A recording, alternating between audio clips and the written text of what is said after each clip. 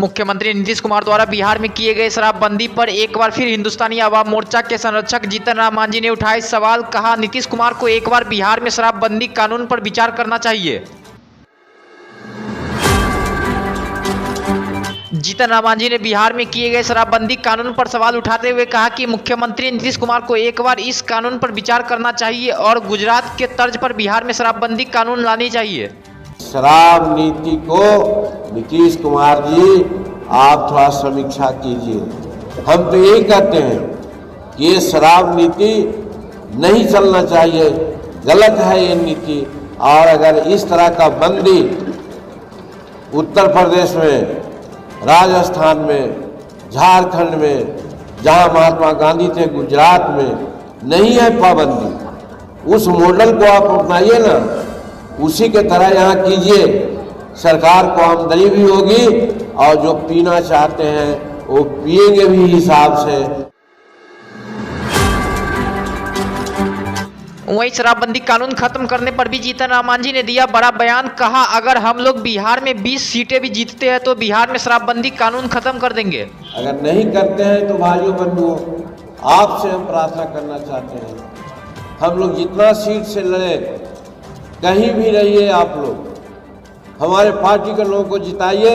अगर हम 40 नहीं, हम 20 भी जीत के आते हैं तो दावे के साथ कहते हैं कि इस कानून को हम रफा दफा करवा देंगे।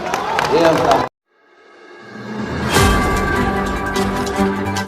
3 मार्च को पटना के गांधी मैदान में महागठबंधन के जन विश्वास महारैली का किया जाएगा आयोजन। बिहार के पूर्व उप मुख्यमंत्री तेजस्वी यादव ने सभी को पटना में जुड़ने का दिया आदेश।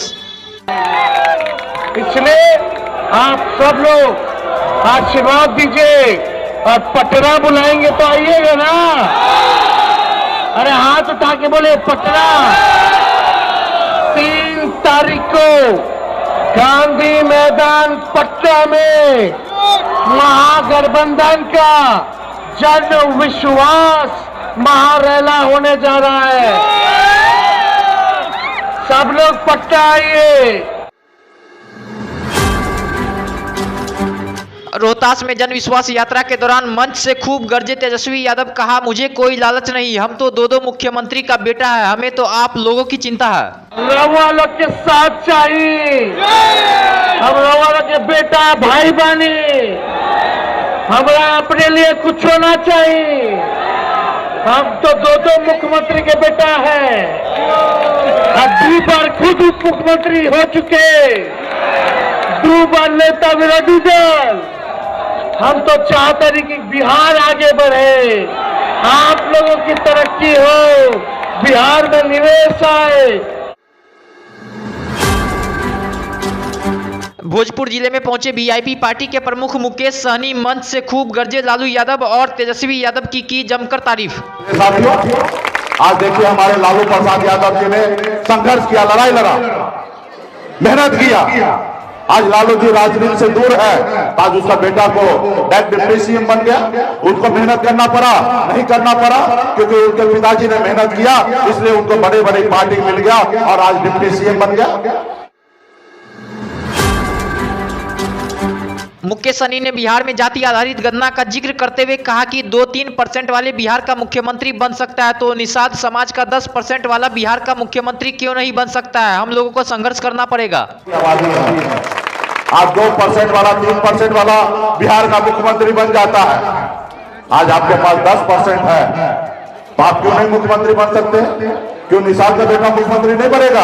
बनेगा, लेकिन उसके लिए आपको और हमको संघर्ष करना पड़ेगा। आपको हमको संघर्ष ऐसा करना पड़ेगा कि आने वाला पीढ़ी को पढ़ा लिखा कर समझदार बना देंगे। शिक्षा विभाग के अपर मुख्य सचिव के पाठक को लेकर बिहार में जमकर सियासत हुई शुरू। महागठबंधन दल के नेताओं ने के पाठक का किया विरोध। कहा, ऐसे अधिकारी सदन का अपमान कर रहे हैं। शिक्षकों को नोटिस दिया गया, उनका पेमेंट काट दिया गया। ये साफ साफ दिखा रहा है कि बिहार में सरकार नाम की चीज नहीं बची है। एनडीए सरकार में एक अधिकारी का इतना मजाल हो गया है कि वो न केवल मुख्यमंत्री की बात का अपमान कर रहा है बल्कि सदन का अपमान।